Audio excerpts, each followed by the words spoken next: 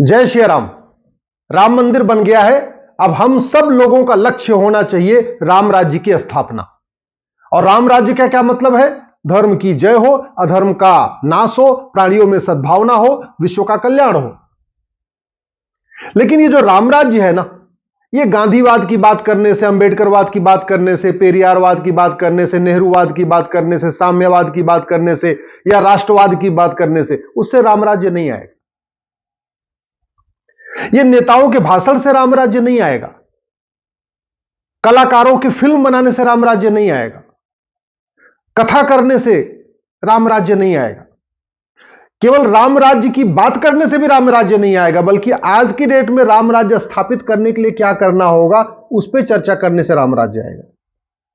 मेरा यह मानना है राम राज्य संभव है, राम राज्य स्थापित किया जा सकता है, और वो भी मात्र 1 साल में करना है। केवल गुलामी का नाम हटाना है, गुलामी का निशान हटाना है, गुलामी की कुरीतियों को खत्म करना है, गुलामी की कुप्रथाओं को खत्म करना है, गुलामी की पुलिस व्यवस्था को बदलना है, गुलामी की शिक्षा व्यवस्था को बदलना है, गुलामी की चिकित्सा व्यवस्था को बदलना है, गुलामी की पुलिस व्यवस्था को बदलना है, गुलामी की न्यायिक व्यवस्था को बदलना है, गुलामी की प्रशासनिक व्यवस्था को बदलना है, गुलामी के टैक्स सिस्टम को बदलना है। जब तक ये गुलामी की जब कुरीतियां, कुप्रथाएं और गुलामी की व्यवस्था चल रही है ना, तब तक राम राज्य नहीं आ सकता। राम राज्य स्थापित करने के लिए 1950 से पहले बने सभी कानूनों को खत्म करना पड़ेगा, 100% कानूनों को, और 1950 के बाद भी लगभग 50 कानून बने हैं, उनको भी खत्म करना पड़ेगा। उसमें नेहरू जी ने कानून बनाया, इंदिरा जी ने कानून बनाया, राजीव गांधी ने कानून बनाया, नरसिम्हा राव ने कानून बनाया, मनमोहन सिंह ने कानून बनाया। ऐसे 50 कानून बनाए कांग्रेस ने, उनको खत्म किए बिना राम राज्य नहीं आ सकता। पुलिस रिफॉर्म के बिना राम राज्य नहीं आ सकता, जुडिशियल रिफॉर्म के बिना राम राज्य नहीं आ सकता, टैक्स रिफॉर्म के बिना राम राज्य नहीं आ सकता, एडमिनिस्ट्रेटिव रिफॉर्म के बिना राम राज्य नहीं आ सकता। और मैंने पहले कहा, राम राज्य का मतलब है धर्म की जय हो, अधर्म का नाश हो, प्राणियों में सद्भावना और विश्व का कल्याण हो। इसमें जो सबसे इंपॉर्टेंट है वो अधर्म का नाश है। अधर्म का नाश किए बिना धर्म की जय नहीं हो सकती, अधर्म का नाश किए बिना प्राणियों में सद्भावना नहीं हो सकती, अधर्म का नाश किए बिना विश्व का कल्याण नहीं हो सकता। इसका मतलब जो सबसे इंपॉर्टेंट क्या हो गया? अधर्म का नाश। और मैं कह रहा हूं अधर्म का नाश 1 साल में किया जा सकता है। कठोर दंड व्यवस्था लागू करिए और जस्टिस विद इन ईयर लागू करिए। जस्टिस विद इन ईयर का मतलब 1 घंटे के अंदर एफआईआर, 1 महीने के अंदर जांच और 1 साल के अंदर फैसला। मुकदमों का फैसला 1 साल में करना शुरू कर दीजिए। पुलिस रिफॉर्म करना पड़ेगा, जुडिशियल रिफॉर्म करना पड़ेगा, उसके लिए नार्को पॉलीग्राफ ब्रेन मैपिंग कानून बनाना पड़ेगा, जजों के लिए जजों की अकाउंटेबिलिटी तय करना पड़ेगा कि आपको हर हालत में 1 साल के अंदर मुकदमे का फैसला करना ही करना है। पुलिस की अकाउंटेबिलिटी तय करना पड़ेगा कि आपको 1 महीने के अंदर जांच पूरी करनी है, 1 घंटे के अंदर एफआईआर करना ही करना है। कठोर दंड हो और साल भर के अंदर सजा मिलना शुरू हो जाए। कोई लेखपाल भ्रष्टाचार करे, साल भर के अंदर सजा। कोई हवलदार भ्रष्टाचार करे, साल भर के अंदर सजा। कोई थानेदार भ्रष्टाचार करे, साल भर के अंदर सजा। कोई तहसीलदार भ्रष्टाचार करे, साल भर के अंदर सजा। कोई सांसद, विधायक, मंत्री भ्रष्टाचार करे, साल भर के अंदर सजा। देखिए राम राज्य आ जाएगा। राम राज्य में यही तो है ना, सब नर करहि परस्पर प्रीति, चलहि स्वधर्म निरतुश्रित नीति। सब लोग प्रीति करते हैं, सब अपने अपने स्वधर्म का पालन करते हैं। स्वधर्म का पालन तभी करेंगे जब शिक्षा व्यवस्था अच्छी होगी और दंड व्यवस्था कठोर होगी।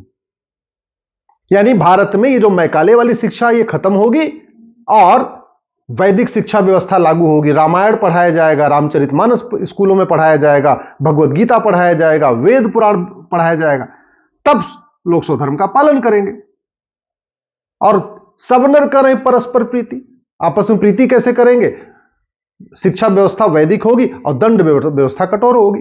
ये तो रामचरितमानस में भी लिखा हुआ है, भय बिन होय न प्रीत।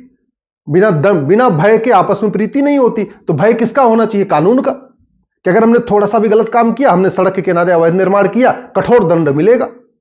अगर हमने किसी का काम करने के बदले में पैसा मांगा, घूसखोरी किया, कमीशनखोरी किया, कठोर दंड मिलेगा। अगर भय हो कि मिलावटखोरी करने पे कठोर दंड मिलेगा, नशा तस्करी पे कठोर दंड मिलेगा, मानव तस्करी पे कठोर दंड मिलेगा, अलगाववाद पे कठोर दंड मिलेगा, जासूसी करने पे कठोर दंड मिलेगा, गद्दारी करने पे कठोर दंड मिलेगा, धर्मांतरण कराने पे कठोर दंड मिलेगा, घुसपैठ करने पे कठोर दंड मिलेगा, तो देखिए सब ठीक हो जाएगा। इसलिए मैं बार बार कहता हूं राम राज्य स्थापित करना संभव है, 1 साल के अंदर राम राज्य की शुरुआत हो सकती है, 5 साल में तो पूरी तरीके से राम राज्य आएगा। करना पड़ेगा, केवल कानूनों को बदलना पड़ेगा। और कानून बदलने की कोई लागत नहीं आती।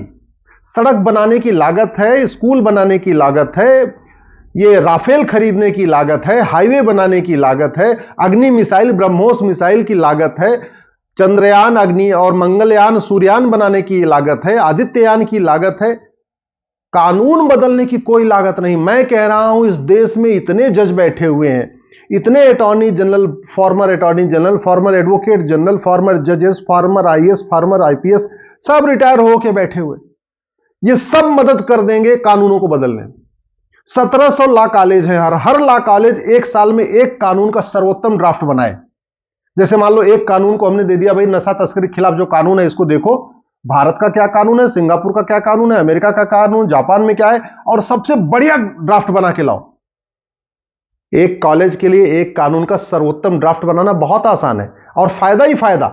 उस कॉलेज के बच्चे भी सीखेंगे कि दुनिया में कौन सा कानून बहुत बढ़िया चल रहा है, वहां की फैकल्टी भी उसमें इन्वॉल्व हो जाएंगी, फैकल्टी की नॉलेज बढ़ेगी, और सरकार को बैठे बैठे ड्राफ्ट मिल जाएगा।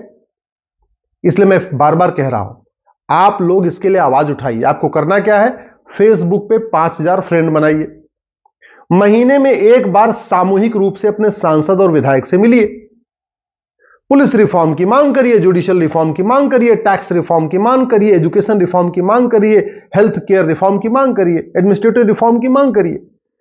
दल गुलामी छोड़िए। दल गुलामी करेंगे तो कुछ नहीं मिलेगा। याद रखिए, डेमोग्राफी तेजी से बदल रही है। 9 राज्यों की डेमोग्राफी बदल चुकी है, 200 जिलों की डेमोग्राफी बदल चुकी है, 900 तहसीलों की डेमोग्राफी बदल चुकी है। और ये जो डेमोग्राफी बदल रही है ना, इसको कोई नेता, अभिनेता, लेखक, बुद्धिजीवी, पत्रकार, कलमकार, महामंडलेश्वर, आचार्य इसको रोक नहीं सकते। इसको कौन रोकेगा? धर्मांतरण के खिलाफ कठोर कानून, जनसंख्या नियंत्रण कानून और यूनिफॉर्म सिविल कोड। ये जो पत्थरबाजी बढ़ रही है, अराजकता बढ़ रही है, आपने देखा होगा जिस दिन भगवान राम की प्राण प्रतिष्ठा हो रही थी, उस दिन भी मुंबई में मीरा रोड में पत्थरबाजी हो रही थी। क्यों?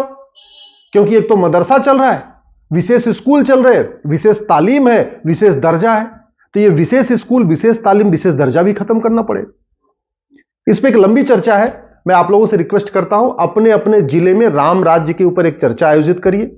मैं देश के सभी कुलपति से निवेदन करता हूं, सभी प्रधानाचार्य से निवेदन करता हूं, जितने भी हमारे देश के प्रमुख कॉलेज हैं, यूनिवर्सिटी है, सबसे निवेदन करता हूं, कम से कम एक दिन राम राज्य के ऊपर चर्चा आयोजित करिए। छोटे छोटे स्कूलों में राम राज्य के ऊपर निबंध लिखवाइए बच्चों से। मैं देश के सभी महामंडलेश्वर से रिक्वेस्ट करता हूं, सभी कथावाचक से रिक्वेस्ट करता हूं, जितने हमारे धर्मगुरु से रिक्वेस्ट करता हूं, अपने मठ मंदिर में एक दिन राम राज्य के ऊपर चर्चा आयोजित करिए। और आप सबसे निवेदन करता हूं, फेसबुक पे 5000 दोस्त बनाइए, और जो आपको ठीक लगता है उसको फेसबुक पे लिखिए। डरिए मत कि कोई ये पार्टी बुरा मान जाएगी, वो पार्टी बुरा मान जाएगी, वो नेता, कोई नेता नहीं। सही बात को लिखने की हैबिट करिए, सही सवाल पूछने की आदत डालिए, सांसदों से मिलकर सही सवाल पूछिए कि भैया ये बताओ, ये गुलामी का नाम कब खत्म होगा, गुलामी का निशान कब खत्म होगा, गुलामी की परंपराएं कब खत्म होगी, गुलामी की कुरीतियां कब खत्म होगी, गुलामी की कुप्रथाएं कब खत्म होगी, ये गुलामी की शिक्षा व्यवस्था कब बदलेगी, गुलामी की चिकित्सा व्यवस्था कब बदलेगी, गुलामी की पुलिस व्यवस्था कब बदलेगी, गुलामी की न्यायिक व्यवस्था कब बदलेगी, गुलामी की प्रशासनिक व्यवस्था कब बदलेगी, गुलामी की टैक्स व्यवस्था कब बदलेगी। पूछना शुरू करिए। जो आपको ठीक लगता है इस पर चिंतन करिए। राम राज्य ऐसे नहीं आएगा, नेताओं के भाषण से बिल्कुल नहीं आएगा, फिल्म बनाने से बिल्कुल नहीं आएगा, कवियों के कविता पाठ करने से बिल्कुल नहीं आएगा, राम कथा, कृष्ण कथा करने से, भागवत कथा करने से भी राम राज्य नहीं आएगा। राम राज्य आएगा कानून बदलने से, इलेक्शन रिफॉर्म करने से, पुलिस रिफॉर्म करने से, जुडिशियल रिफॉर्म करने से, टैक्स रिफॉर्म करने से। राम राज्य आएगा एडमिनिस्ट्रेटिव रिफॉर्म करने से। राम राज्य आएगा घटिया कानूनों को बदलने से और बढ़िया कानून बनाने से।